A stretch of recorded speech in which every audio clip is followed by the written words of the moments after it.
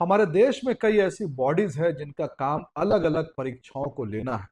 उदाहरण के लिए हमारे देश में यूजीसी है, सीबीएसई है, एनटीए है, एसएसबी है, आरआरबी है और भी कई सारे इंस्टीट्यूशन है। भाजपा प्रदेश इकाई ने जेपीएससी मेंस के रिजल्ट के प्रकाशन की मांग दोहराई है।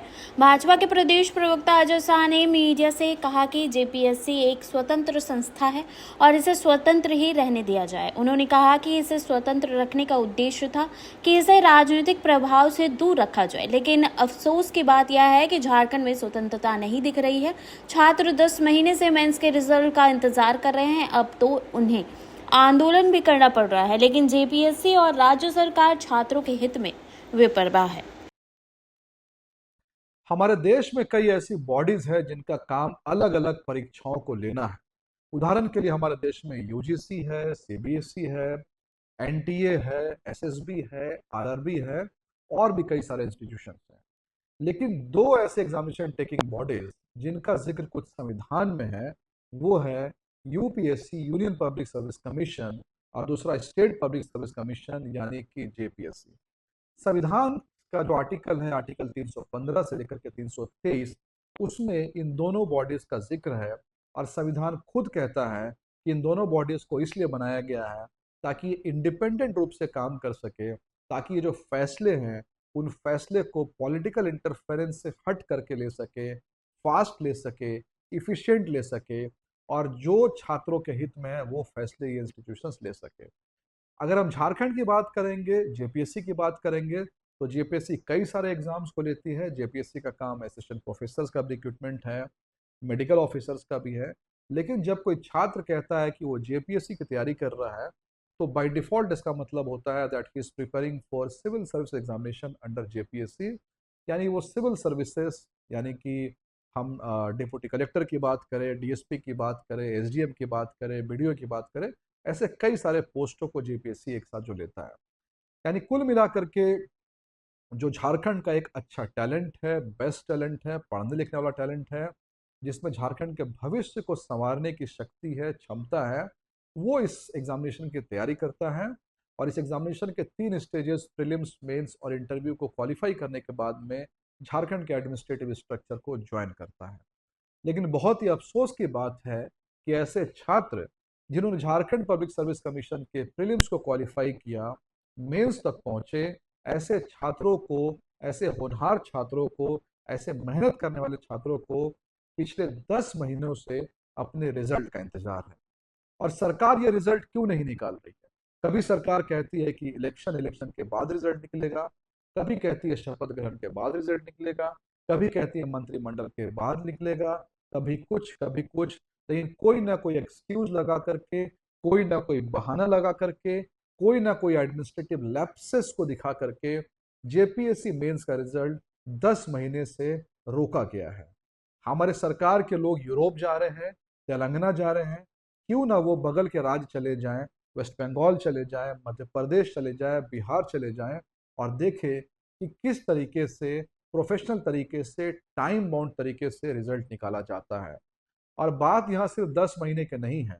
झारखंड में एक खास साइकिल, एक खास पैटर्न आपको हर एग्जामिनेशन में देखने को मिलेगा। सबसे पहले तो किसी जॉब के लिए वैकेंसी नहीं निकलेगी।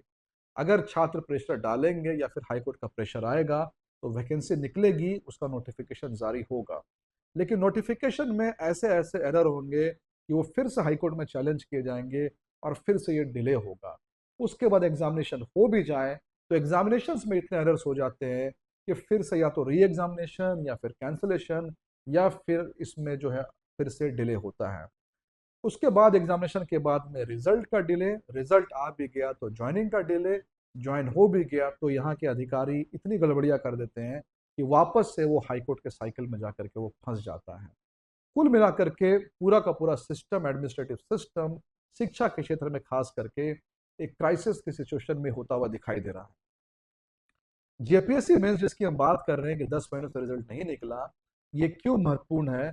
सबसे पहली बात तो ये है कि जेपीएससी सिविल सर्विस की तैयारी करने वाले लोग ज्यादातर ऐसे छात्र होते हैं जो यूपीएससी और जेपीएससी दोनों को एक एम लेकर के करते हैं। लेकिन अफसोस की बात है कि इसी महीने यूपीएससी का प्रीलिम्स होने वाला है, और ये छात्र जिन्होंने जेपीएससी का मेंस लिखा है वो कंफ्यूज्ड है कि वो किसकी तैयारी करे। वो जेपीएससी में होने वाले इंटरव्यू की तैयारी करे या फिर ये यूपीएससी की प्रीलिम्स की तैयारी करे। इस कंफ्यूजन ने छात्रों के भविष्य को अंधकार में डाल दिया है।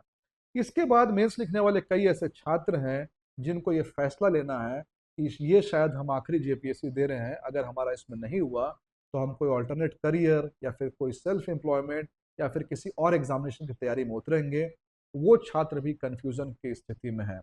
मैं ऐसे कई छात्रों से मिला हूँ जो महीनों से रांची में रह रहे हैं, बाहर बाहर के छात्र हैं, पर रांची में रह रहे हैं, गरीबी से जो है वो सफ़र कर रहे हैं, रूम रेंट देने के लिए पैसे नहीं है, लेकिन रिजल्ट के इंतजार में वो एक बार देखना चाहते हैं कि उनका रिजल्ट जो है वो क्या होता है।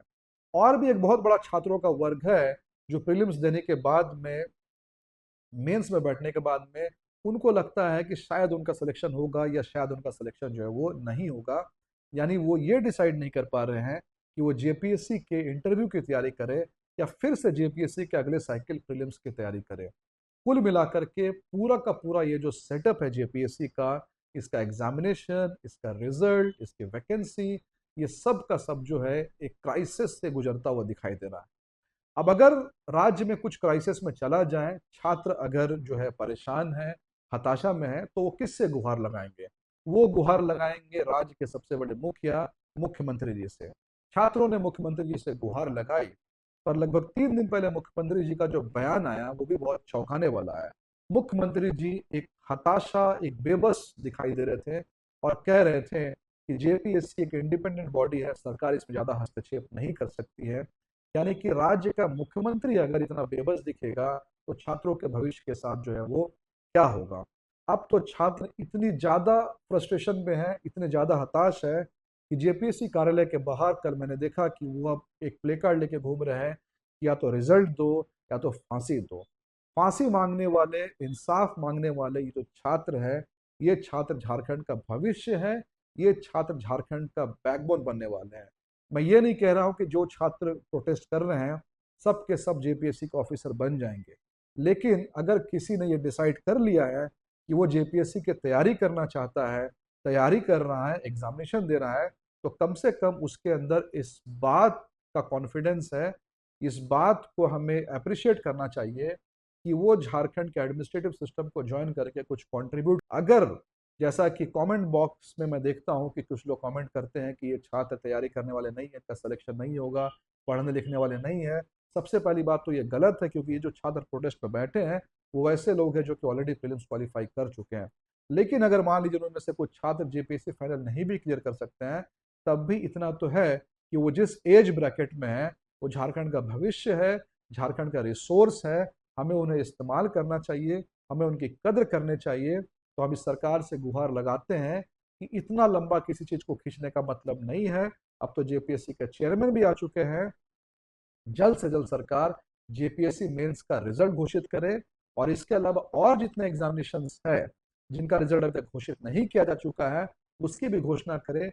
और जैसा कि मुख्यमंत्री जी ने पब्लिक फोरम में कहा था कि हम एक कैलेंडर लेकर के आएंगे, उस कैलेंडर को पूरी तरह से इम्प्लीमेंट किया जाए। केवल कैलेंडर लाने से नहीं होगा, कैलेंडर के बाद